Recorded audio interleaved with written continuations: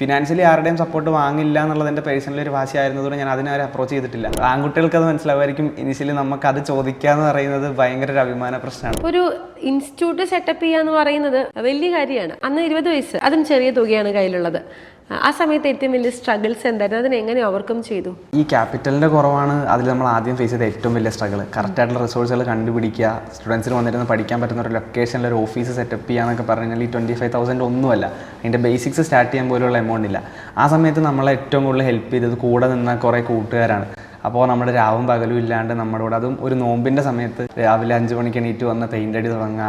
അവർക്കറിയില്ല ആ ജോലികളൊന്നും, പെയിൻ്റ് അടിക്കാൻ അവർക്കറിയില്ല, പുട്ടിയിടാൻ അറിയില്ല, അതൊന്നും അറിയില്ല, എനിക്കും അറിയില്ല. അപ്പോൾ നമ്മളിതെല്ലാം യൂട്യൂബ് നോക്കി പഠിച്ച് സ്വന്തമായിട്ട് ഈ ജോബ് മുഴുവൻ ചെയ്തു. അത് തുടക്കത്തിൽ ഭയങ്കര സ്ട്രഗിളായിരുന്നു. കാരണം ഒരാളെ ഹയർ ചെയ്താൽ ഈസി ആയിട്ട് നടക്കേണ്ട കാര്യങ്ങളിൽ നമ്മൾ ഓടണം. ഇതിനകത്ത് അവരുടെ അക്കാഡമിക്സിലേക്കുള്ള ശ്രദ്ധ നമ്മുടെ അടുത്ത് പോകണം, ഡെയിലി ക്ലാസ്സസ് എടുക്കണം, ഈ വരുന്ന സ്റ്റുഡൻസിന് ക്വാളിറ്റി കൊടുക്കാൻ പറ്റുന്ന രീതിയിലുള്ള സിസ്റ്റംസ് ഡെവലപ്പ് ചെയ്യണം. രാവിലെ പോയി പെയിന്റ് അടിച്ചിട്ട് വേണം ഉച്ചയ്ക്ക് പോയി പിള്ളേരെ പഠിപ്പിക്കാൻ. നമുക്ക് നടന്നില്ലെങ്കിൽ ഉപ്പച്ചി ഇച്ചിരി കാശ് തരുമെന്ന് ചോദിക്കാനുള്ള ഒരു ഓപ്ഷൻ നമ്മളിവിടെ സേഫ് ആയിട്ടുണ്ട്. ആൺകുട്ടികൾക്ക് അത് മനസ്സിലാവുമായിരിക്കും. ഇനിഷ്യലി നമുക്ക് അത് ചോദിക്കാന്ന് പറയുന്നത് ഭയങ്കര ഒരു അഭിമാന പ്രശ്നമാണ്. അത് സ്വന്തമായിട്ട് ബിൽഡ് ചെയ്ത് കാണിക്കണം. ഫിനാൻഷ്യലി ആരുടെയും സപ്പോർട്ട് വാങ്ങില്ല എന്നുള്ളത് എൻ്റെ പേഴ്സണലി ഒരു വാശിയായിരുന്നതുകൊണ്ട് ഞാൻ അതിനാരും അപ്രോച്ച് ചെയ്തിട്ടില്ല. കാരണം ഫസ്റ്റ് ടൈമിൽ അവർക്ക് ഡൗട്ട്ഫുൾ ആയിരുന്നു ഞാനത് വർക്കൗട്ട് ചെയ്തെടുക്കുമോ എന്നുള്ളത്. അപ്പോൾ ഫസ്റ്റ് 6 months എന്തായാലും അവരുടെ അടുത്തുനിന്ന് സപ്പോർട്ട് എടുക്കില്ല എന്നുള്ളത് എൻ്റെ വാശിയായിരുന്നു.